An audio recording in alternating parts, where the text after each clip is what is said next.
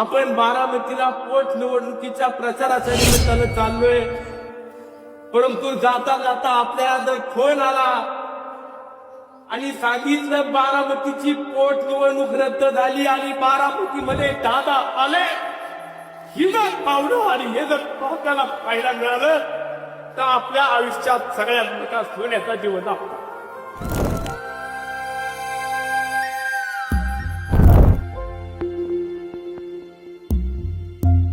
आज मी खरं तर या ठिकाणी आलोय,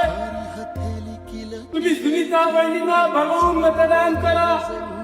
तुम्ही सुनीता वहिनींना मोठ्या संख्येनं पाठबळ द्या, आपल्याला मोठ्या मताधिक्य घेऊन रेकॉर्ड करायचंय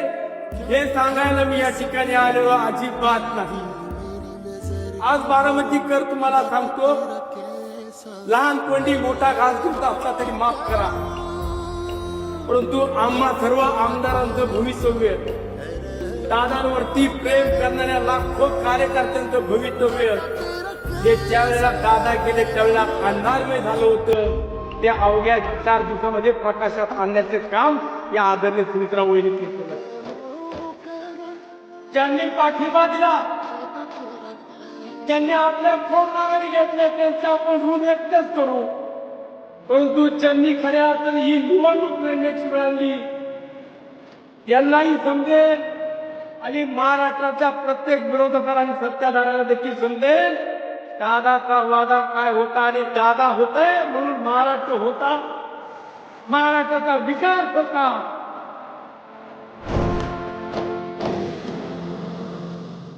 परंतु एक खंत व्यक्त करावी वाटते,